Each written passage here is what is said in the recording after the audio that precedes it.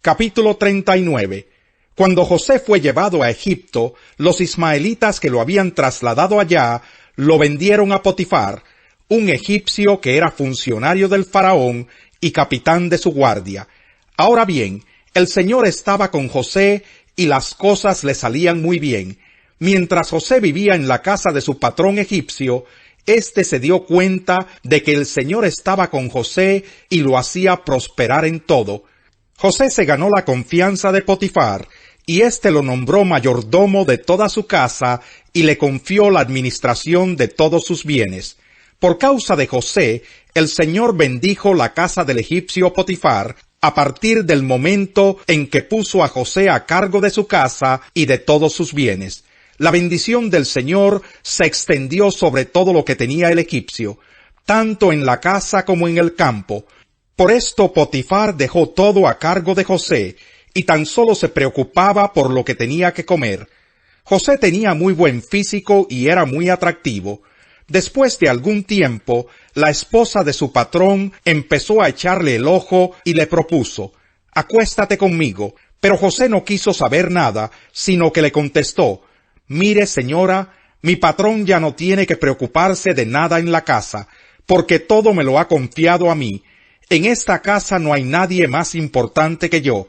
Mi patrón no me ha negado nada, excepto meterme con usted, que es su esposa. ¿Cómo podría yo cometer tal maldad y pecar así contra Dios?» Y por más que ella lo acosaba día tras día para que se acostara con ella y le hiciera compañía, José se mantuvo firme en su rechazo. Un día, en un momento en que todo el personal de servicio se encontraba ausente, José entró en la casa para cumplir con sus responsabilidades. Entonces la mujer de Potifar lo agarró del manto y le rogó: «Acuéstate conmigo». Pero José, dejando el manto en manos de ella, salió corriendo de la casa. Al ver ella que él había dejado el manto en sus manos y había salido corriendo, llamó a los siervos de la casa y les dijo: «Miren, el hebreo que nos trajo mi esposo solo ha venido a burlarse de nosotros. Entró a la casa con la intención de acostarse conmigo, pero yo grité con todas mis fuerzas. En cuanto me oyó gritar, salió corriendo y dejó su manto a mi lado». La mujer guardó el manto de José hasta que su marido volvió a su casa. Entonces le contó la misma historia: «El esclavo hebreo que nos trajiste quiso aprovecharse de mí, pero en cuanto grité con todas mis fuerzas, salió corriendo y dejó su manto a mi lado». Cuando el patrón de José escuchó de labios de su mujer cómo la había tratado el esclavo, se enfureció y mandó que echaran a José en la cárcel donde estaban los presos del rey. Pero aún en la cárcel el Señor estaba con él, y no dejó de mostrarle su amor. Hizo que se ganara la confianza del guardia de la cárcel, el cual puso a José a cargo de todos los prisioneros y de todo lo que allí se hacía. Como el Señor estaba con José y hacía prosperar todo lo que él hacía, el guardia de la cárcel no se preocupaba de nada de lo que dejaba en sus manos. Capítulo 40. Tiempo después, el copero y el panadero del rey de Egipto ofendieron a su señor. El faraón se enojó contra estos dos funcionarios suyos, es decir, contra el jefe de los coperos y el jefe de los panaderos, así que los mandó presos a la casa del capitán de la guardia, que era la misma cárcel donde estaba preso José. Allí el capitán de la guardia le encargó a José que atendiera a estos funcionarios. Después de haber estado algún tiempo en la cárcel, una noche los dos funcionarios, es decir, el copero y el panadero, tuvieron cada uno un sueño, cada sueño con su propio significado. A la mañana siguiente, cuando José fue a verlos, los encontró muy preocupados, y por eso les preguntó: «¿Por qué andan hoy tan cabizbajos?». «Los dos tuvimos un sueño», respondieron, «y no hay nadie que nos lo interprete». «¿Acaso no es Dios quien da la interpretación?», preguntó José. «¿Por qué no me cuentan lo que soñaron?». Entonces el jefe de los coperos le contó a José el sueño que había tenido. «Soñé que frente a mí había una vid, la cual tenía 3 ramas. En cuanto la vid echó brotes, floreció, y maduraron las uvas en los racimos. Yo tenía la copa del faraón en la mano. tomé las uvas, las exprimí en la copa, y luego puse la copa en manos del faraón. Entonces José le dijo, esta es la interpretación de tu sueño. Las 3 ramas son 3 días. Dentro de los próximos 3 días, el faraón lo indultará a usted y volverá a colocarlo en su cargo. Usted volverá a poner la copa del faraón en su mano, tal como lo hacía antes, cuando era su copero. Yo le ruego que no se olvide de mí. Por favor, cuando todo se haya arreglado, háblele usted de mí al faraón para que me saque de esta cárcel.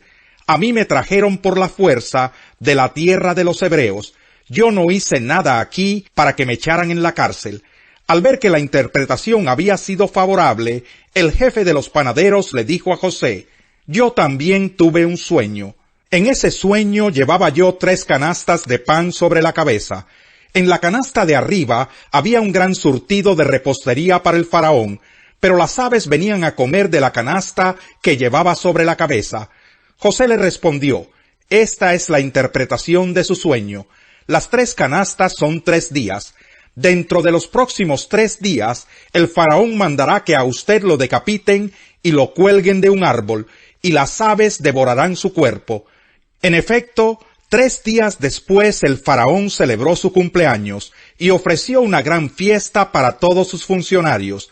En presencia de estos, mandó sacar de la cárcel al jefe de los coperos y al jefe de los panaderos. Al jefe de los coperos lo restituyó en su cargo para que una vez más pusiera la copa en manos del faraón. Pero tal como lo había predicho José, al jefe de los panaderos mandó que lo ahorcaran. Sin embargo, el jefe de los coperos no se acordó de José, sino que se olvidó de él por completo. Capítulo 41. 2 años más tarde, el faraón tuvo un sueño. Estaba de pie junto al río Nilo, cuando de pronto del río salieron 7 vacas hermosas y gordas, que se pusieron a pastar entre los juncos. Detrás de ellas salieron otras 7 vacas feas y flacas, que se pararon a orillas del Nilo, junto a las primeras, y las vacas feas y flacas se comieron a las vacas hermosas y gordas. En ese momento, el faraón se despertó, pero volvió a dormirse y tuvo otro sueño. 7 espigas de trigo, grandes y hermosas, crecían de un solo tallo. Tras ellas brotaban otras 7 espigas, delgadas y quemadas por el viento solano. Y las 7 espigas delgadas se comían a las espigas grandes y hermosas. En eso el faraón se despertó y se dio cuenta de que solo era un sueño. Sin embargo, a la mañana siguiente se levantó muy preocupado. Mandó llamar a todos los magos y sabios de Egipto, y les contó los 2 sueños, pero nadie se los pudo interpretar. Entonces el jefe de los coperos le dijo al faraón, ahora me doy cuenta del grave error que he cometido. Cuando el faraón se enojó con sus servidores, es decir, conmigo y con el jefe de los panaderos, nos mandó a la cárcel bajo la custodia del capitán de la guardia. Una misma noche, los 2 tuvimos un sueño, cada sueño con su propio significado. Allí con nosotros había un joven hebreo, esclavo del capitán de la guardia. Le contamos nuestros sueños y a cada uno nos interpretó el sueño, y todo sucedió tal como él lo había interpretado. A mí me restituyeron mi cargo y al jefe de los panaderos lo ahorcaron. El faraón mandó llamar a José, y enseguida lo sacaron de la cárcel. Luego de afeitarse y cambiarse de ropa, José se presentó ante el faraón, quien le dijo, tuve un sueño que nadie ha podido interpretar, pero me he enterado de que cuando tú oyes un sueño, eres capaz de interpretarlo. No soy yo quien puede hacerlo, respondió José, sino que es Dios quien le dará al faraón una respuesta favorable. Mientras Jesús le hablaba a la multitud, se presentaron su madre y sus hermanos. Se quedaron afuera y deseaban hablar con él. Alguien le dijo, tu madre y tus hermanos están afuera y quieren hablar contigo. ¿Quién es mi madre y quiénes son mis hermanos? Replicó Jesús. Señalando a sus discípulos, añadió, aquí tienen a mi madre y a mis hermanos, pues mi hermano, mi hermana y mi madre son los que hacen la voluntad de mi Padre que está en el cielo. Capítulo 13. Ese mismo día salió Jesús de la casa y se sentó junto al lago. Era tal la multitud que se reunió para verlo, que él tuvo que subir a una barca donde se sentó mientras toda la gente estaba de pie en la orilla. Y les dijo en parábolas muchas cosas como estas. Un sembrador salió a sembrar. Mientras iba esparciendo la semilla, una parte cayó junto al camino, y llegaron los pájaros y se la comieron. Otra parte cayó en terreno pedregoso, sin mucha tierra. Esa semilla brotó pronto, porque la tierra no era profunda. Pero cuando salió el sol, las plantas se marchitaron, y por no tener raíz, se secaron. Otra parte de la semilla cayó entre espinos, que al crecer la ahogaron. Pero las otras semillas cayeron en buen terreno, en el que se dio una cosecha que rindió 30, 60 y hasta 100 veces más de lo que se había sembrado. El que tenga oídos que oiga. Los discípulos se acercaron y le preguntaron, ¿por qué le hablas a la gente en parábolas? A ustedes se les ha concedido conocer los secretos del reino de los cielos, pero a ellos no.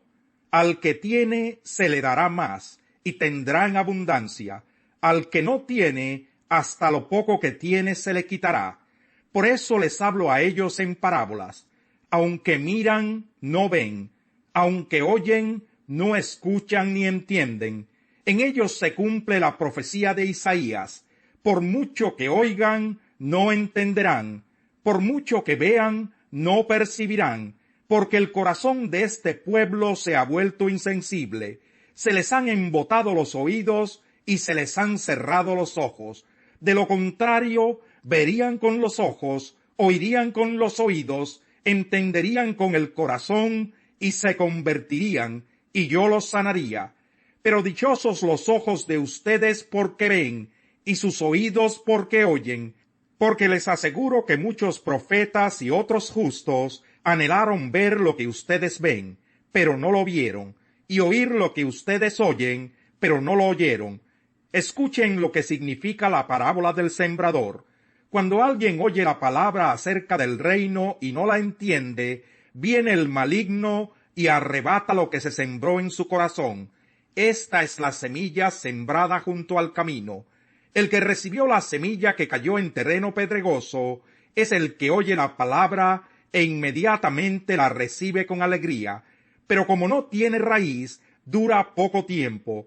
Cuando surgen problemas o persecución a causa de la palabra, enseguida se aparta de ella.